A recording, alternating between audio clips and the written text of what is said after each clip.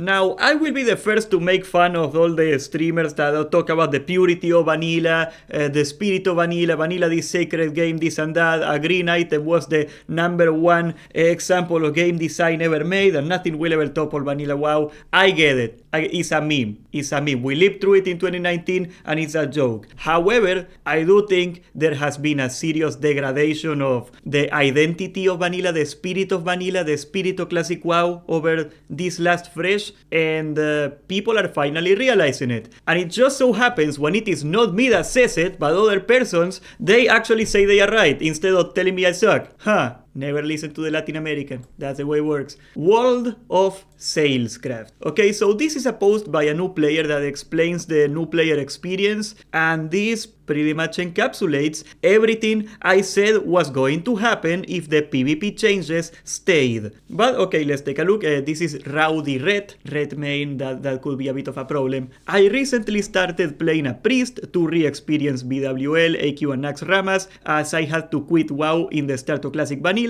It has come as a surprise that raids only want warriors and shamans, and that's important, right? He plays Horde, that's gonna come into play later, I guess, and everybody living in AB to get rank 14, to go straight into raiding after, because you are not getting any gear with 30 warriors in a raid. Apparently the PvP system was revamped, now everybody under Mother is rank 14. Exactly. Now I talked extensively about this, I tired everybody about this, I told them this will, the rank 14 changes will ruin gear progression. When anybody can get rank 14 by AFK in Alterac Valley for 50 hours a week, that will be the bar, that will be the goalpost everybody has to go through. It doesn't matter if it's unreasonable, it doesn't matter if nobody wants to play 50 hours a week. When a significant amount of the player base is rank 14, everybody is forced to be rank 14 to compete and get into a roster. And you tell me, no, Medina, that's because you're in a hardcore guild, you're doing like BWL speedruns, it doesn't apply to you. This is a new player, a casual player that started late, and he is being affected by this. The truth of the matter is, if I wanted to not rank, like, yeah,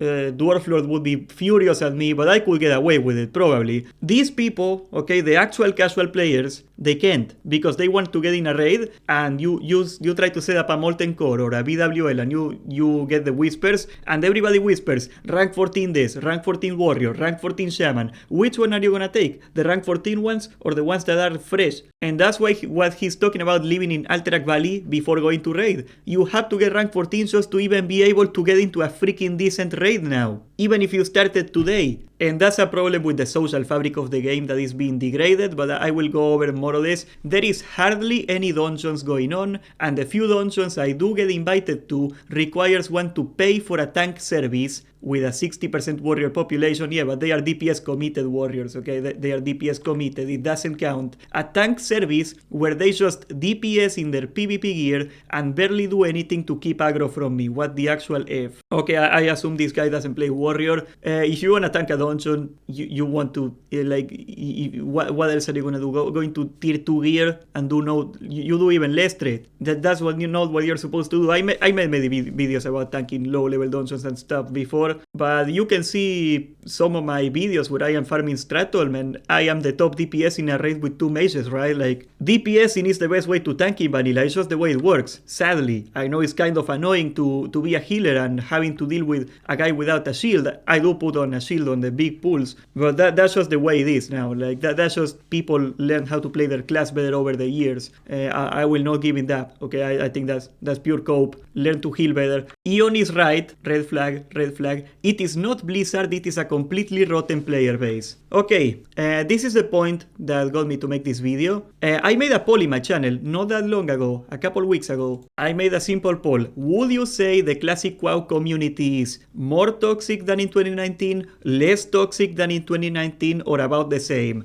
And 53% of people said it is more toxic, and 27% people said it's about the same. Only 20% of the people in the game think it got better, which is crazy, right? Because the meme was that rank 14, the old PvP system, was so toxic, it was so unattainable that it created toxicity and the premates and stuff. But the actual experience that people are stating, they are saying they have, this is 1100 votes, by the way, they are saying that it is more toxic, not less toxic. But I do not think it is the community's fault, because very rarely something is the community's fault. I am not saying the WoW community is the nicest community out there. I played other games. WoW is severely behind, but I think that's because of the incentives of the game. When people react to something you put in the game and the reaction is toxic, it's not the community being toxic. It is the mechanic with the change being toxic. Back in 2019, nobody expected you to get rank 14 because it was freaking impossible, and that was fine. But since now it is possible to get rank 14, that is what you have to do. So no, I don't think it's the community's fault. Has the community gotten more toxic? In my opinion, yes, absolutely it has gotten more toxic. But it is not because the community just woke up one day and said, we are gonna be more toxic today. That's not what happened. The game got changed into such a way, especially with things like the gold farmer and the swiping. Swiping is another big thing, because people tell me that I had this discussion in my guild all the time. Swiping is not a victimless crime, okay? Like, I completely understand the people that swipe, because if you want to raid seriously and you gotta farm, like, if you're like popping everything, you gotta go like 600 gold of consumables, something stupid like that, like popping the roids, the fire waters, all the elixirs. You probably want a flask of titans or something if you're gonna do a speed run, like all that stuff, all the potions, the mighty rage. We're talking like 600 gold a raid. A lot of people do not have time, especially if they were ranking back before they got rank 14. People did not have the time to farm 600 gold. Now the problem is that swiping and the lack of banning people that swipe raises the prices up. So it forces other people to swipe because everything is too expensive. If swiping didn't exist, you could be able to farm consumables at a decent amount of time. That's not what happens. But again, I don't think it's the community's fault. If it was understood, if it was expected that if you bought gold, you would get banned, like a serious ban, like a 2-month ban, people would stop doing it. The toxicity would be gone. So no, I don't think it's the community's fault. It is Blizzard not enforcing the rules. There is very few people that when push come to shove, they actually act on principle. Very few people. I don't claim to be one of those people, but again, it is not the community's fault. The swiping problem is not the community's fault. The toxic gear expectancy, the toxic gear requirements for gear that you do not need to clear freaking Molten Core as a healer of all things is not the community's fault. Okay, he's talking more here. I am a holy priest, for your information. I dinged 60 a week ago. I am 50% pre-best. I cast doubt on that, but whatever. And I crafted Hide of the Wild, and I am working towards True Fate chest, and I bought a tier 1 BOE. I would just save the money and get the blue Stratholm robe. Actually, he's saying he has problems getting into dungeons, so maybe it's his only choice. I don't know. I am getting declined for raids because everybody wants resto shamans. I have no logs to show, or my gear is not good enough. I haven't been able to play on a guild that wants a holy or disciplined priest yet. He plays on Spine Shatter, the big PvP server in Europe. So if you want to play a priest, you kinda screwed yourself playing Horde, because like the meta composition is like a couple priests and then you take a bunch of shamans. That's absolutely true, because you need a shaman every freaking melee group, and you got 20 warriors. So that's like what, 4 shamans, that you need like off the bat. There is not as many healer spots. You only need 3 paladins in the alliance for comparison. So the alliance takes a lot more priests. Actually, I think the real problem is that priests are very dedicated players. Like most of the people that play priest, they only play priest. Like there is a lot of warriors, I would say most warriors, that would rather play something else if there was another decent DPSer, something competitive. Rogue, I guess, but that's just a warrior in leather, kinda lame. But the priests actually want to play priest, and if you're in any sort of competent guild, they have had the same priest for ages. You go to any raiding guild that has been doing this for a while, like a guild that came from before launch or from launch even, and they probably had the same priest in the raid since the start. So yeah, it's kinda hard. It is not like a warrior where warriors come and go all the time. We have to replace and change warriors in my raid all the time. People quit or they get banned or whatever, because again, kachin. But this is what vindicates me, okay? It turns out that when a Latin American is not the one that says it, people actually believe him. Go down, okay? Go down.